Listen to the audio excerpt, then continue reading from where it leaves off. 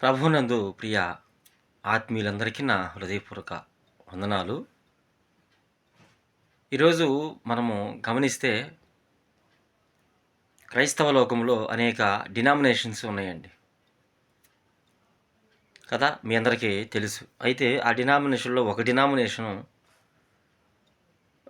తండ్రి సన్నిధి అనేటటువంటి డినామినేషను కదా! ఈరోజు తండ్రి సన్నిధి అంటే చాలామందికి పరిచయమే. అయితే ఒక్కొక్క డినామినేషన్‌లో కొన్ని సిద్ధాంతాలుంటాయి. ఆ సిద్ధాంతాలను బట్టి వాళ్ళు ముందుకెళ్తారు. అయితే ఎన్ని డినామినేషన్స్ ఉన్నా, ప్రపంచంలో ఎన్ని చర్చిలు ఉన్నా, ఎంతమంది సేవకులున్నా, క్రైస్తవుల దేవుడు మాత్రము ఒక్కడే. ఆయన నజరేయుడగు యేసుక్రీస్తు అన్న సత్యము గూడా చాలామందికి తెలుసు అనుకుంటున్నా. ఇక సిద్ధాంతాలు విషయానికొస్తే ఒక్కొక్క డినామినేషన్‌లో కొన్ని సిద్ధాంతాలుంటాయి.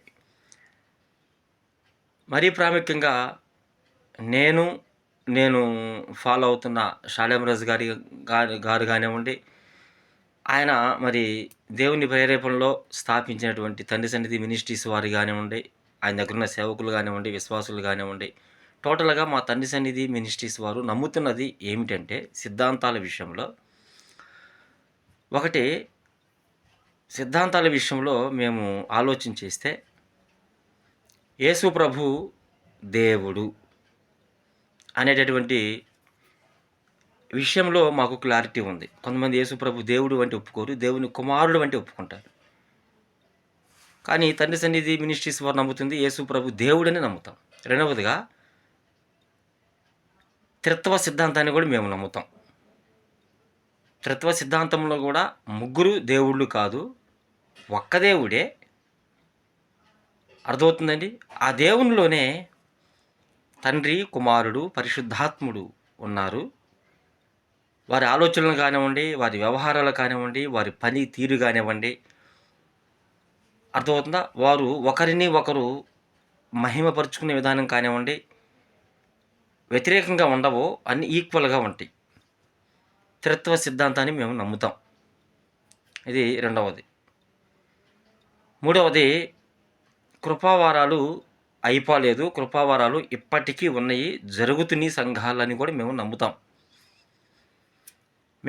నమ్ముతాం. కొంతమంది కృపావారాలు పౌలు టైంలోనే అవి ఆగిపోయినాయి. ఇప్పుడు లేవు అన్నట్లుగా కొంతమంది బోధిస్తూ ఉంటారు. మేము ఆ బోధన నమ్మం. ఆ సిద్ధాంతాన్ని అయితే మేము బేస్ చేసుకోము. మేమైతే త్రిత్వ సిద్ధాంతాన్ని నమ్ముతాం. యేసు దేవుడు నమ్ముతాం. మూడవదిగా కృపావారాలు ఉన్నాయి, ఇప్పటికీ పనిచేస్తున్నాయి అని నమ్ముతాం మేము. మేము నమ్ముతాం. తర్వాత ఇది చాలా కీలకమండి. చాలామంది డినామినేషన్స్ వారు సంఘము ర్యాప్చర్ అంటే ఎత్తబడుట కదా! ఎత్తబడుట. యేసుప్రభు వారు మధ్యాకాశానికి వచ్చినప్పుడు శ్రమలకు ముందే అంటే 7 సంవత్సరాల ఏ శ్రమల కాలం అని మనకు ఉంటుంది కదా బైబిల్ గ్రంథంలో. శ్రమలకు ముందే సంఘం ఎత్తబడుతుందని కొంతమంది నమ్ముతారు. మేము వారిని తప్పు పట్టలేదండి. వారి సిద్ధాంతం వారిది.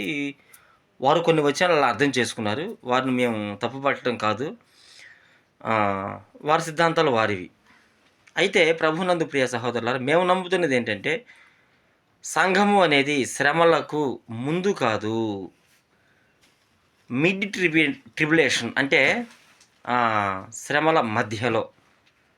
అంటే 7ని 2 భాగాలుగా చేస్తే 3.5 కదండి. 3.5 అంటే శ్రమల మధ్యలో సంఘం ఎత్తబడుతుంది. శ్రమల తర్వాత కాదు, శ్రమలకు ముందు కాదు, మధ్యలో ఎత్తబడుతుందని మేము నమ్ముతాం. మాకు కొన్ని వచనాలు ఉన్నాయి. ఇప్పుడు కొంతమంది అడగవచ్చు, వీటికి మీరు చెప్తున్న సిద్ధాంతాలకి రుజువులు ఏంటి, లేఖనాలు ఏంటి అని. నా దగ్గర మొత్తం ఉన్నాయండి. దేవుని చేత అయితే ఒక్కొక్క సిద్ధాంతానికి ఒక్కొక్క విధంగా నేను కొన్ని లేఖనాలు కూడా జోడించడానికి ప్రయత్నం చేస్తా వచ్చేటటువంటి నెక్స్ట్ వీడియోలో. ఇది మేము నమ్ముతాం. మెయిన్‌గా ఈ 4 సిద్ధాంతాలు మేము నమ్ముతాం. ఇంకా ఇంకా ఇంకా కొన్ని ఉన్నాయి. మేము స్త్రీలు పాటలు పాడొచ్చు అంటాము. స్త్రీలు కింద కూర్చొని వాక్యం అందించవచ్చు. పురుషుని చొరవతో మరి స్త్రీ కూడా మామూలుగా మాట్లాడవచ్చు సంఘంలో. స్త్రీల కొడుకుల్లో స్త్రీలు జరుపుకోవచ్చు. చప్పట్లు కొట్టడానికి అవకాశం ఉంటుంది. అది బైబిల్ ప్రకారంగా. ఇన్స్ట్రుమెంట్స్‌ని సంగీత వాయిద్యాల్లో వినియోగించే వాటిని మేము వ్యతిరేకించము. అర్థమవుతుందా? ఇలాంటి కొన్ని మేజర్‌గా మేము కొన్ని నమ్ముతాము. ఇవైతే మేజరు. ఇంకొన్ని ఉన్నాయి. దేవుని చిత్తమైతే వాటిని కూడా నేను మరొక వీడియోలో నేను మీకు మీతో పంచుకునేదానికి నేను సిద్ధపడతాను. కొంతమంది అడగొచ్చు. నేను దేవుని చిత్తమైతే వీటిని నెక్స్ట్ నేను ఒక్కొక్క సిద్ధాంతపూర్వకంగా నేను దేవుని చిత్తమైతే విత్ లేఖనాలతో నేను బయట పెట్టే ప్రయత్నం చేస్తా. పరిశుద్ధాత్మ దేవుని సహాయంతో. మీ అందరికీ హృదయపూర్వక వందనాలు.